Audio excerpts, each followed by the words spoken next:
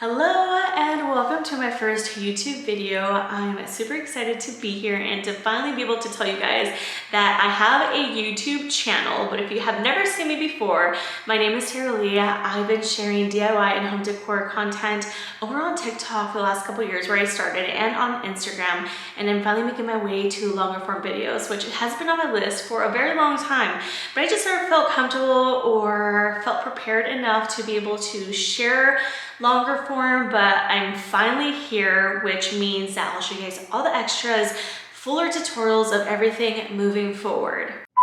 And if you've seen that I've been real quiet on the other platforms, it's actually been for this reason, is that I've been ramping up to make longer form videos, and I've been shooting on new equipment and also editing on new software, and it's been a bit of a learning curve. I feel like I'm still learning as I go, but we'll get there together. I just couldn't wait any longer because I've been quite MIA and I've missed you guys tremendously. I wanted to post as soon as I could, so that's what we're here to talk about today. I'm excited to share that I'll be kicking off our first video, which will be a series working on our primary bedroom, which is a 12 by 14 room with vaulted ceilings, textured walls, and carpeted floors, and giving it a makeover with a lot of DIYs in between. I started filming a couple months ago, so we're going to go back in time to show what we have finished to catch up to real time. Stay tuned weekly to catch up on the latest. I've been thinking about this room for a while now, and my giant mood board / room divider I worked on a while ago is really coming in handy now to hold all my ideas. My initial inspiration is giving off a modern hacienda scheme, but it can really fall into several interior design styles. A lot of the furniture pieces I've already picked up are either from Mexico or inspired by it, and it will really bring my vision together. The main core areas to transform this room will be 1. The walls. I've been dying to lime wash. I've thought about skim coating, but I don't have the time or the energy, so we're going to do it on top of textured walls. I know, it seems impossible, but it is possible. Next, I'm envisioning a wood ceiling with running beams. This will probably be the trickiest, working with pine boards with our budget and never have installed beams before.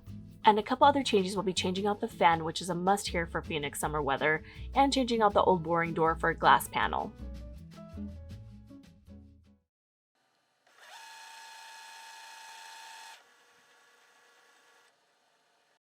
Starting back a couple months ago, the carpet was the first thing to go. While some padding is nice under our feet, we prefer either all tile or wood flooring for easy cleanup. And with a dog, it gets quite messy. In the last several years, it's only gotten worse. So thankfully, the home only came with carpet in the rooms. And surprisingly, it wasn't too hard to rip it up. With only 2 layers, we were able to throw it out the window, literally. The only thing that took a bit of time was removing the wood and nails out of the concrete, but we found that using a shovel picked it right up with some elbow grease. So for the next carpet removal project, don't forget the shovel, because a lot of people are using either a flat bar, scraper, what have you, and it takes them still quite some time. We finished picking all these up like in 15 minutes. So the biggest tip here I can give you is get your shovel, and for the baseboards, get a pry bar. It'll make it easier to pull those off the wall. Taking out the flooring was pretty easy. It was literally popping out, which we did see some areas bubbling up over time. Probably the hardest was just taking out the nails that were really kind of like drilled in there. But we cleaned up the baseboards. Everything is clean and ready to go, so we can start on flooring. Here's a look at the finished floor. Luna did it entirely on his end while I was trying to finish a couple projects and deadlines that I had going. He also added the baseboards, which match up the living room area. He did this all within a day and a half. I'm pretty sure he could have finished it in a day, but he was taking some time since we have the time. I'm actually really behind on the things I need to catch up on this room, trying to decide on the paint colors for the room, as well as what we're going to be doing for the ceiling stain color. So that's why too we were in no rush, because I have quite the list to catch up on.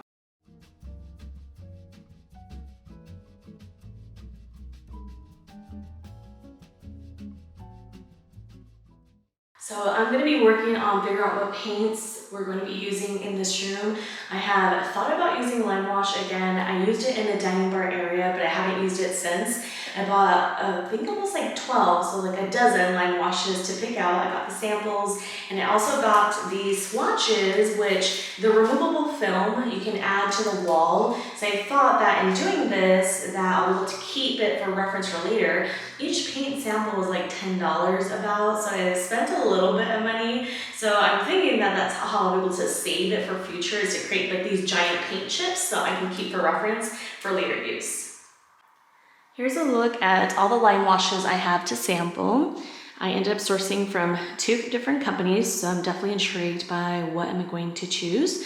I also have primer that I can use for the swatches, which you don't need primer normally if it's a solid paint, but I think for a lime wash, I'm going to need it, and I had leftover from my diamond bar project that I did over a year ago. Lime wash tends to thicken over time fairly quickly, so I'm giving the primer a good stir. Next, I'm using a cheap brush I had on hand and giving the sample chip a thick coat. I'm a bit on the impatient side, so I'm going to be using a hairdryer to dry it in between. After fully drying, I'm ready to try out the different color samples. The sample chip will need 2 coats per the same process of painting a wall. The technique of brushing on the lime wash doesn't have to be perfect on these chips, since we're only really testing the color versus the technique. I waited a day in between to add the second layer since I had so many samples to try. It was just easier to wait overnight to add the final second layer. After waiting another day, it's ready to be used. I really love the concept of these removable sticky paint sample chips, and happy I stumbled upon them at Home Depot for $3 for a pack of 3. It would make it so easy to move around and keep on the walls until ready to dispose or recycle, or so I thought. On texture walls, it doesn't stay as long, but I would still buy it again. On a gloomy day, here's how all the tested lime washes look like. I've slept on it, and I think I know which lime wash I'm going to be ordering, but before I do that, I want to reinforce that decision with working out the stain option I'm going to be using for the wood ceiling. So I have a few options already at home, well, quite a lot, so I'm going to try those out first, and if those don't work out, then I'm going to go back out to the store to find more stains that we can experiment with. But I think with seeing the paint and the stain together will help to make the final decision. But before I do, let me show you how I plan to recycle the lime wash paint sample sheets instead of throwing them away. I bought this booklet with clear sheets to insert all the samples and future samples to make it easier to reference a color. Neat, right? Since I removed the backing of the adhesive paint sample sheets, I just placed regular paper behind the sticky part before inserting them so they could slide easily in and out.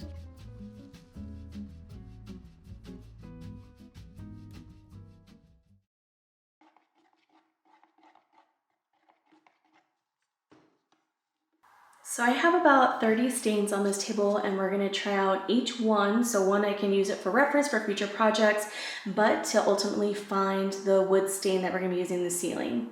I'm just going to be using these 2-inch wood pine cuts that I have here, and we're gonna get started. Before staining, I did use pre-stain so I could get the best color output from my stain collection that I have going here. It will help take away some of the blotchiness and show a smoother color on the pine wood I'm using. Using a rag and mixing your stain thoroughly, I'm applying a coat of stain and naming the back of each one. I ended up later placing the names on the sides with a pen to make it easier to reference versus the back. Here are all of my finished stain samples. I let them dry overnight, and now we're ready to move on to the next step. So my thoughts here is using this picture frame I've had for a couple years. It used to have like a welcome home sign, very farmhouse look in my time in my life that I was at that point in decor. So I kept it because I thought it's still a good frame, why throw it away? And I'm always thinking of ways to upcycle, so I thought this would be perfect now finding it in the garage and now using it. So I just took everything off. It was just stapled. It just had like a hard backing, and it had just like a printed design on it, which I was able to cover it with fabric glue, and just using the same fabric I used for the mood board here that I created. So I'm just going to put it back together, which is not that hard, and I'm going to use some brad nailers to place it, and then we're ready to add the stains on here. I started the frame project on a gloomy day and I couldn't get much light to show you how I took the frame apart and glued the fabric together, but I do have a short video how I made the giant mood board room divider that I'll link for you guys. Really the only next steps here is to place the backing back into the frame using my brad nailer. I will nail it back together and trim the excess fabric. Now that we have our frame done, it's time to add all the stain chips onto the board. This might seem excessive, but I honestly can't remember how many or what stains I have, and on separate occasions I bought another set of the same color that I didn't need. This is really a glorified stain organization chart that you would see at a home improvement store to reference colors, and I plan to make it modern, sleek, yet useful. Next, using adhesive Velcro dots, I'm going to apply them onto the back of the wood chips and adhere it with more glue just in case. But I really didn't need it. I was just being cautious because I didn't want to go back to glue them in case they fell. Thinking about it now, when adhering the glue dots onto the wood chips, I would have instead measured out the spacing on the board and applied the glue dots there first so that every dot was equally apart. The way I did it was really eyeballing it because I really didn't measure the center of the wood chip. I got definitely too excited and I just glued them onto the wood, so learn from my mistake. After a bit, I realized the Velcro was pulling on the fabric, and if I didn't fix it, the fabric would pop right off the board, so I decided to use a stapler to adhere the glue dot to the board, which is why I didn't even need the extra glue because I ended up stapling it. After adding all the wood chips, the final touch was a sheet to name all the stains, and I found out that I didn't have as many stains as I thought. Is 23 too many?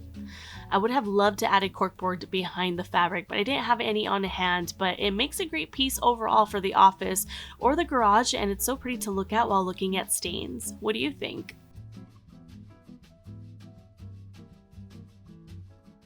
So now that I have all of the stains up on the board, I've narrowed down to a few colors, and so what I'm going to do is test them out on the tongue and groove board that we got from Home Depot. I've sanded it, pre-conditioned, so what the colors should look like will be exactly what it's going to look like if we decide to go with that color. The next day, I narrowed down to 4 colors from the stain sample chart and stained the wood to visualize the true color on the board. I must have looked at it over a week because I couldn't make my mind up, but shortly after, we were ready to pick the rest of the wood and buy the final stain. A lot what I showcased today was the room, the prep work, and the design and mood board process, and I'm really excited to show you guys how it all unfolds, mostly because I'm anxious to see it all come together from paper to real life. I've had these ideas in my head for quite some time now, and I'm kind of almost like at the border point where I'm almost tired of thinking of it. I just want to see it done, but I'm really excited to show you guys since it's your guys' first time on getting a lot of these new details. So until next time, I really thank you for tuning in on my first YouTube video, and I'll see you guys on the next one. I don't know why, but my eye is twitching. This is a lot harder than I thought. A lot.